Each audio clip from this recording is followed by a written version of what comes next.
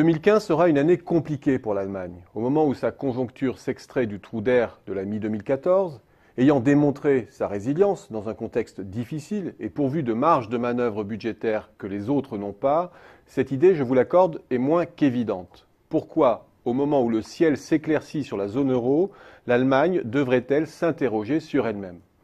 Parce qu'elle doit gérer deux fronts compliqués. Le premier est le bousculement de son modèle de croissance de plus en plus tourné vers les marchés extra-européens.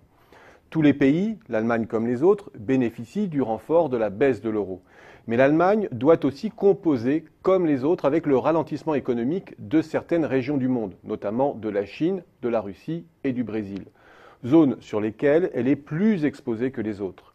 Rien que ces trois pays représentent aujourd'hui plus de 10% des exportations allemandes, 4 points de plus que pour la France, avec des retombées internes plus importantes qu'en France, puisque ces exportations sont presque 2 fois supérieures à celles de l'Hexagone rapportées au PIB.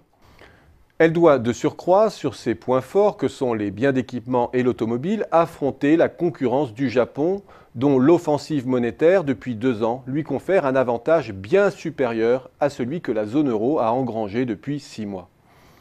Il y a ensuite l'affaiblissement relatif du gain qu'elle retire de son économie de bazar. Certes, les devises des PECO ont accompagné l'euro dans sa baisse, mais le redéploiement de la sous-traitance vers les PECO, qui avait permis à l'Allemagne de s'immuniser contre les effets de la hausse de l'euro, perd de son efficacité dans un contexte de dépréciation généralisée de la devise européenne. Il y a enfin le revers de la médaille de la cure de rigueur que l'Allemagne a imposée à ses partenaires. Elle doit maintenant se battre sur un marché européen qui retrouve des couleurs, mais sur lequel ses concurrents ont amélioré leur avantage compétitif. Elle parvient dans ce contexte à maintenir ses parts de marché intra-européennes, ce qui est bien, mais il lui sera difficile de faire mieux. Deuxième front, ensuite, ce que l'on pourrait appeler la rébellion du Sud contre la rigueur imposée. Il est clairement de plus en plus difficile à l'Allemagne de protéger ses créances, quel qu'en soit le coût politique et social. Et le détonateur grec sonne l'heure d'un nouveau compromis. Le jeu à la Ponzi, qui consiste à prêter pour garantir le service de sa dette, s'avère au final une fuite en avant tout aussi dangereuse que celui de reconnaître une partie de ses pertes.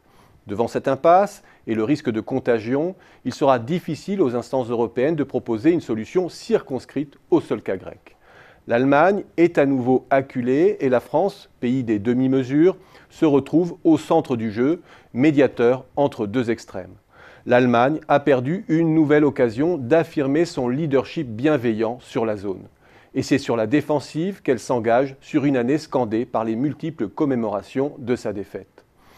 Au final, l'Allemagne n'ira pas forcément plus mal que les autres l'an prochain. Mais de fil en aiguille, elle est conduite à se recentrer sur son marché intérieur et elle devra enfin se résoudre à aller mieux avec les autres et non plus mieux au détriment des autres.